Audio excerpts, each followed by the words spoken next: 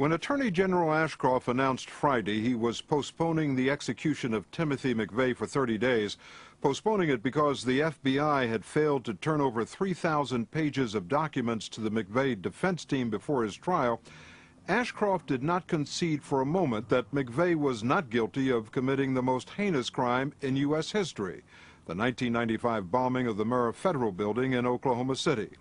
The explosion killed 168 people and injured more than 600. McVeigh, at one time a sergeant in the United States Army, has admitted his guilt, saying his only regret was that he didn't take down the entire building. Tonight, Timothy McVeigh, in the one and only television interview he has ever given, conducted a year ago when he was appealing his death penalty sentence. At the time, his attorney would not let McVeigh admit he was the Oklahoma City bomber, even though he had been convicted. But he did talk about the bombing, his anger at the government, and what may have motivated the attack.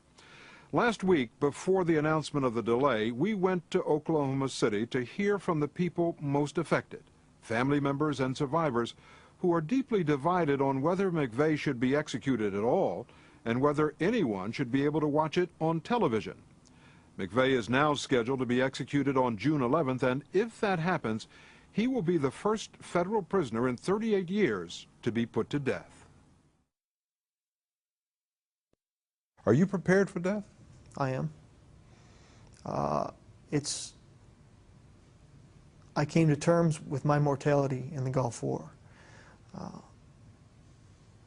After that, it's not that hard to be, quote, prepared for death. But there's a little different experience being in a war as opposed to being in prison on death row, knowing that there will be a lethal injection that will take your life. In truth, from my psychological perspective, it's a little easier being on death row because you know how you're going to die. You can narrow down where you're going to die, and you can pretty much narrow down the time. 7 a.m. to be exact. That's when McVeigh is set to be strapped on this table in the death chamber of the U.S. Penitentiary in Terre Haute, Indiana, in 30 days, and injected with a sedative which will put him to sleep. He'll then get a lethal dose of pancuronium bromide to collapse his lungs and potassium chloride to stop his heart. The drugs will take between 4 and 8 minutes to kill him. We talked with 8 family members and survivors of the bombing and showed them our interview with McVeigh. Most of them believe that death by lethal injection is the easy way out for Timothy McVeigh. How many people in this lifetime get to leave this world pain-free? There is pain associated with death, but once again, McVeigh takes the coward's way out, and he gets to leave this world. He's going to be rolled in and fall asleep and drift off into eternity. Kathy Wilburn's 2 grandchildren, Chase and Colton Smith, were killed in the bombing. The whole thing just makes me so mad. You know, we get the letters to show up for the execution. It says that the execution will take place at 7 o'clock. If you want to attend, you got to be there at 4:30 in the morning. It's like, once again, Tim McVeigh wins. He's the only one going to get to sleep late. Janie Coverdale also lost her 2 grandchildren, Aaron and Elijah Coverdale, who were playing in the daycare center inside the federal building. He'll be at peace. Are we going to be still? He'll He's not going to be at peace. I agree. I disagree with that. He'll be somewhere. He's going to be sizzling. He'll be somewhere. But we are going to be going through just as much hell as Timothy McVeigh for the rest of our lives. Am I pure evil? Am I the face of terror sitting here in front of you? Or am I able to talk to you man to man? Most people in this country think you are the face of evil, don't they? They do. But sitting down here now, and let me make clear, I'm not sitting here trying to influence you, and I'm not putting on a game face. I'm not conning anybody. I'm just being me. And maybe people will listen. Maybe one of the benefits of me talking to you today is that you'll see that maybe not everything is true that you've heard about me. What people have been hearing about Timothy McVeigh since the publication last month of a new book about the bombing is a detailed account, in McVeigh's own words, of how he spent 9 months meticulously planning the attack, amassing fuses, fuel oil, ammonium nitrate, and other materials for his homemade bomb. how he rented a Ryder truck under an assumed name, loaded it with 7,000 pounds of explosives, took a nap, ate some spaghetti, and how he then drove the truck to the federal building, lit the fuse, and walked away. Minutes later, the 9-story structure was in ruins. Among the dead were 19 children. Most of them had been playing at the daycare center. 8 federal law enforcement agents, 35 employees of the Department of Housing and Urban Development, 16 employees of the Social Security Administration, and more than 80 other people who just happened to be in the building that Wednesday morning. Everyone in America saw the pictures on television, heard the news on the radio. What was your reaction when you saw those pictures?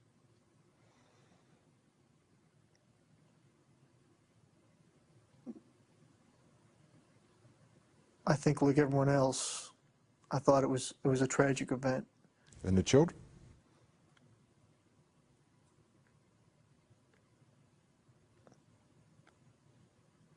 I thought it was terrible that there were children in the building. Tim McVeigh is full of it. He said it was terrible about the children. He had been to the daycare center. He had talked to the director of the daycare center. He knew those children were there. McVeigh is quoted in the book as referring to the children killed in the daycare center as collateral damage. So when he said that if he had known that there was a daycare center, that might have given him pause to change his target. He was lying. He was lying. Arlene Blanchard was a sergeant working in the Army recruiting office. She was seriously injured by shrapnel from the blast. He's a soldier, and before a soldier does a mission, they do a recon. He thought this plan out. He is trying to portray himself in a light that he could soften the blow of the way people view him when he says, I didn't know that there were children in the building, which was a blatant lie. Roy Sells lost his wife, Lee. They had been married for 37 years. She was killed in her office at the Department of Housing and Urban Development. What was the reaction that you had when you realized that the main suspect in this bombing was an American? I wanted it to be some foreign terrorist because I just didn't want to believe that one of our own would do that. Here I am in the building serving my country. I was in the military for 11 years, and to think that someone who has taken the same oath that I have to protect, serve, and defend my country with our lives, and then to turn around and to do something like this, to me it was the highest degree of treason. When I saw them leading Timothy McVeigh out of Perry County Jail and realized that it was an American, I felt very betrayed because I didn't think Americans did anything like that. I thought we were more civilized. We had just gotten home from the funeral home to pick out a casket to bury my daughter's children in, Chase and Colton. And when I looked at the TV, I thought, what happened to that young man that he got so twisted?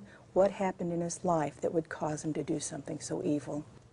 What was that like for you that day? I mean, walking, people were shouting at you. I remember somebody had shouted out, "Baby killer." You go into a mode where you try to block external stimuli out. You're gearing up for anything to happen mentally, but at the same time you're putting on your poker face because you're aware of how the media nitpicks at every little emotion that comes across on a face. You don't want to give them anything to feed off of. Timothy McVeigh's trial included hours of wrenching testimony from victims describing the carnage after the explosion. Through it all, McVeigh sat stone-faced. I was raised in an environment where men don't cry. You hold it back. It's one of the things that a guy learns, is how to hold back tears and not let it be shown. How did Timothy McVeigh, a 33-year-old man with no previous criminal record, end up convicted of the worst act of domestic terrorism in American history? His childhood offers few clues. He grew up in Pendleton, New York, a small town near Buffalo. His mother, Mildred, left the family when he was just a boy, and he was raised mostly by his father, Bill, a factory worker. Overall, McVeigh says he was a happy kid. In your high school yearbook, under future plans, you wrote, and I'm quoting here, Okay. "Take it as it comes, buy a Lamborghini, California girls." Right. Well, I'm dreaming. I'm putting down my dreams, you know. If I could rub a genie in a bottle, that's what I wish for, right? So. Sitting there talking to him, there were times when I'd look at him and think that this is a guy who is not unlike millions of guys in this country. You'd never look at and give him a second look. And then there were times when I would look at him and I would be hit with the realization, this guy is a cold-blooded killer. Yeah. He was your guy next door. Everyone that knew Timothy McVeigh liked him, talked about his good personality and how funny he was. You know, that's what makes him really scary. Bud Welch, whose only child, 23-year-old Julie, was killed in the blast, says what is scary to him was that on that day, McVeigh was ready to die for his cause. I don't think he was any different than a suicide bomber in the Middle East. Yeah. He drove a Ryder truck, an unfamiliar vehicle, with a 7,000-pound homemade bomb behind his head from Kansas to Oklahoma. And I think that Wednesday morning he'd have been willing to go down with that truck had it become necessary. And he also said that he was afraid that the bomb wasn't going to go off and he was going to have to go back and shoot it with his .45 caliber pistol. Had he done that, he knew he would have died. Timothy McVeigh was trained to kill in the United States Army. He served in the Persian Gulf War, where he was awarded several medals for heroism. In the Gulf, you saw combat? I did. You fired a weapon at the Iraqis? Yes. And killed soldiers? Yes. In some ways, I could see the right and wrong of it. The right, I thought, well, it was self-defense. The reason I fired is because I saw a muzzle flash, and I instinctively fired around in that direction. But then I thought, well, at the same time, I'm in this person's country. What right did I have to come over to his country and kill him? How did he ever transgress against me? Well, my question is, what did we in Oklahoma City do to transgress against him? Susan Walton was making a deposit in the credit union when the bomb went off. She's had more than a dozen operations and is permanently disabled. I mean, he killed innocent women and children that their only crime was trying to make this a better world. I mean, he killed innocent women and children that their only crime was trying to make this a better world. By the time he bombed the federal building, McVeigh's world had unraveled. He says his experience in the Gulf War was the beginning of his transformation from loyal soldier to alienated critic of his government. I went over there hyped up, just like everyone else. Not only is Saddam evil, all Iraqis are evil. What I experienced, though, was an entirely different ballgame. And being face-to-face, close with these people, in personal contact, you realize they're just people like you.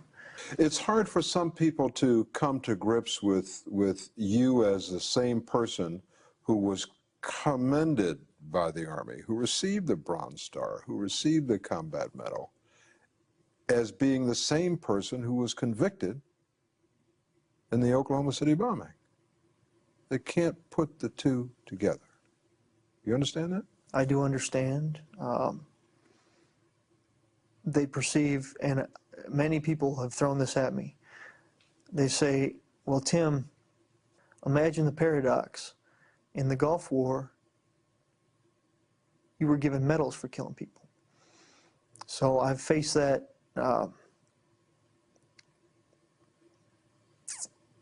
issue quite a few times with people that bring it up to me. And how do you explain it then? At that point, usually I just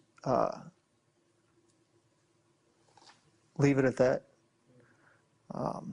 and say that it is an interesting paradox. McVeigh chose not to re-enlist in the Army and was honorably discharged in 1991. So is it fair to say that you were disillusioned when you came back? I mean, is that why you left the Army? It's part of it. I'm sure something didn't feel right in me, but I couldn't quantify it. I couldn't say what it was. Whatever it was, Timothy McVeigh was becoming increasingly resentful towards his government. He returned home to upstate New York and wrote a letter to his local newspaper saying, in part, that democracy was on the verge of failure and that, quote, America is in serious decline. You ended that letter with the words, "Do we have to shed blood to reform the current system?" I hope it doesn't come to that, but it might. Right. Sounds like you were pretty angry when you came back. I believe I had anger welling in me, yes. Timothy McVeigh's anger would erupt 4 years later in Oklahoma City, forever changing the lives of hundreds of victims and their families. If you were in a room with Timothy McVeigh, what would you say to him? I'd say, Tim, why don't you be a man for one time and stand up and tell me why you bombed that building? I'd get on my knees and beg him to give us the names of the other people involved in the bombing. What I would try to do is I'd take a picture of Julie, and I'd try to place a face on one of the 168 that he killed. And I'd want to point out to him that he and Julie were only 3.5 years apart in age, and had they been raised in the same neighborhood, they might possibly have even been buddies. And my motive would be to try to put a crack in him to where he would start talking and tell us more. And I want so bad for him to ask for forgiveness before he dies. Timothy McVeigh has not asked for forgiveness. In fact, he has expressed no sympathy or remorse for what he did. He told his father recently he has nothing to apologize for. When we come back, McVeigh tells us what motivated the Oklahoma City bombing, and we will hear more from the family members and survivors, some of whom bitterly disagree with each other over whether McVeigh deserves to die for what he did. When Timothy McVeigh is walked into the death chamber at the U.S. Penitentiary in Terre Haute, Indiana, there will be 25 witnesses present, 10 family members and survivors, 10 representatives of the media, and 5 people McVeigh himself gets to select. The execution will also be broadcast live via closed-circuit television to some 300 victims and relatives in Oklahoma City. Before he is put to death, McVeigh will be permitted to make a final statement. He is planning to recite a line from a 19th century poem. "I am the master of my fate. I am the captain of my soul." He is also expected to declare himself the winner in his war against America, saying the final score is 168-1. I know you've had a lot of time to sit here and think. Yes. If you had your life to live over, is there anything you'd do differently? I've thought about that quite a few times, and I think anybody in life says, I wish I could have gone back and done this differently, done that differently. There are moments, but no one that stands out. Certainly not the Oklahoma City bombing. That chilling indifference which McVeigh expressed to us when we talked to him on death row was echoed recently in a book in which he is quoted boasting that the bombing was his act of revenge against the federal government. McVeigh says several key events caused him to, in his words, snap, beginning in 1992 when federal agents killed the wife and young child of white supremacist Randy Weaver during a standoff at Ruby Ridge, Idaho. Tell me what it is about that shootout at Ruby Ridge that concerns you. I could say the use of what is no more or less snipers in a domestic non-wartime situation, federal agents taking on the role of judge, jury, and executioner. And then to further add insult to injury, you have these people, these federal agents, not held accountable. They become immune from the law.